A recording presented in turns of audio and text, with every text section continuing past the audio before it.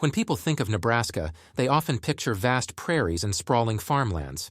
But while the eastern part of the state has its fair share of bustling cities and fertile lands, the western half tells a different story. Western Nebraska is known for its rugged landscapes, endless grasslands, and small isolated towns. Despite its striking natural beauty, this part of the state remains sparsely populated. So why do so few Americans choose to live in western Nebraska? Nebraska spans a vast 77,000 square miles, making it the 16th largest state in the U.S. But despite its size, it ranks only 43rd in population density. For every square mile of Nebraskan territory, there are just about 24 people. Compare that to states like New Jersey, where nearly 1,200 people cram into the same space. In fact, about a third of Nebraska's population resides in its two major cities in the east, Omaha and Lincoln, leaving the rest of the state largely empty. A staggering 89% of Nebraska's cities have fewer than 3,000 people, and many towns have fewer than 1,000 residents. But what has led to this unusual pattern across the state? Before Nebraska became the state we know today, it was home to various Native American tribes, including the Omaha, Missouri, Ponca, and others who migrated into the region over time. These tribes thrived in the area long before European explorers set foot on the Great Plains. The first Europeans to explore the region in the late 1600s were Spanish and French traders.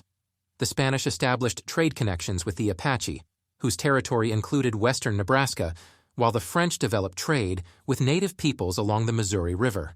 The United States acquired Nebraska as part of the Louisiana Purchase in 1803, and soon after, settlers began making their way westward, driven by the promise of land and opportunity. The journey wasn't easy. Settlers traveled in covered wagons along the Oregon Trail, a long 2,000-mile route.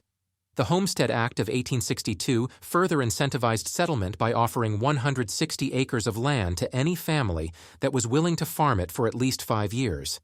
However, it wasn't until the California Gold Rush of 1848 that the Nebraska Territory saw a significant population boom, and by 1867, Nebraska had grown enough to become the 37th state in the Union. As soon as Nebraska was admitted, its capital was moved from Omaha to a more central location, which was then renamed Lincoln in honor of the recently assassinated President Abraham Lincoln. The late 19th century brought rapid population growth as settlers were drawn by the vast prairie lands perfect for cattle grazing and the invention of new farming technologies that transformed Nebraska into prime agricultural land.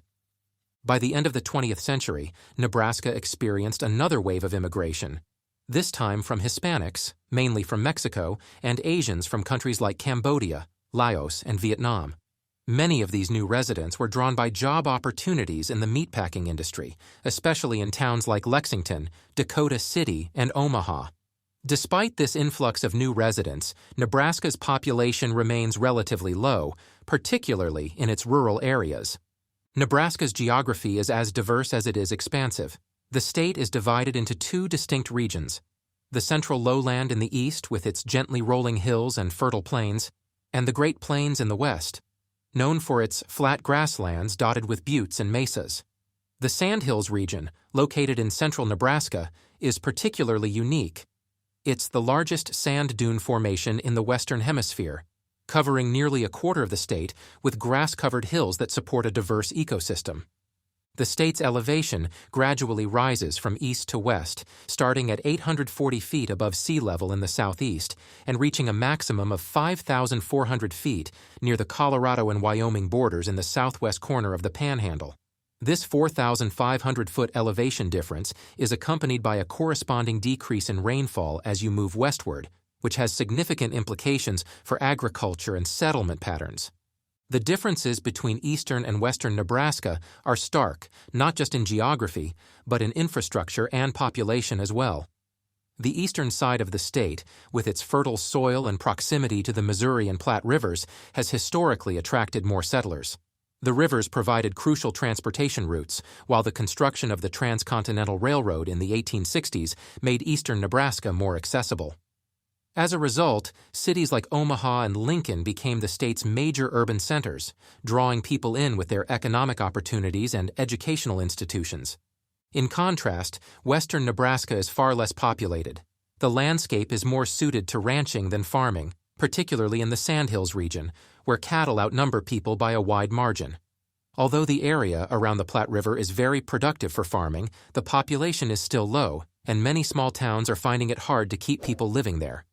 So, why is eastern Nebraska more populated than the West? The answer lies in a combination of geographical and infrastructural factors. The fertile soil of eastern Nebraska made it ideal for farming, which was the primary occupation for early settlers. The Missouri River, which forms the state's eastern border, was a crucial transportation route, facilitating trade and access to other parts of the country. The construction of the Transcontinental Railroad further boosted settlement in the east, making it more accessible and attractive to new residents. Meanwhile, western Nebraska's geography posed significant challenges to settlement. The land is less fertile, and the climate is harsher, with less rainfall and more extreme temperature variations.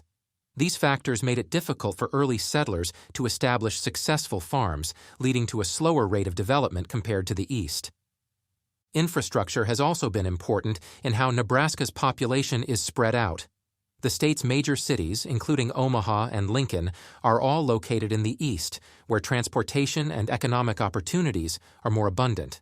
Omaha, in particular, is a financial hub, home to major companies like Berkshire Hathaway, and serves as a critical port for commercial barge traffic on the Missouri River.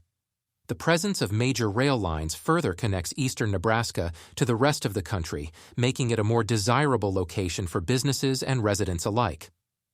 In contrast, western Nebraska's smaller towns and cities are more isolated, with fewer economic opportunities and less access to transportation networks.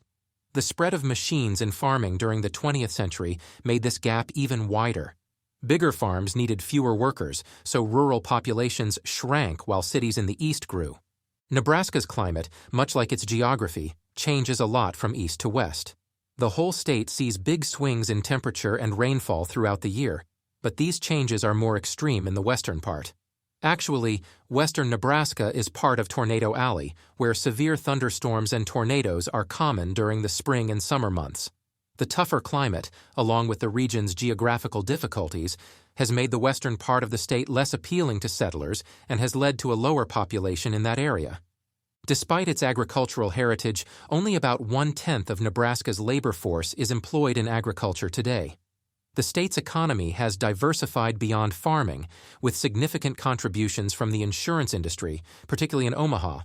Yet the economic opportunities in Nebraska remain concentrated in the eastern part of the state, further reinforcing the population divide between east and west. In summary, Nebraska's population distribution is a product of its unique geography, infrastructure, and climate. The fertile plains and transportation networks of the east made it an attractive destination for early settlers, while the harsher conditions and isolation of the west limited its development. Today, the state's largest cities and economic centers remain concentrated in the east, leaving much of Nebraska's vast landscape sparsely populated. While Nebraska may not be the most densely populated state, its rich history and diverse geography make it a fascinating place to explore.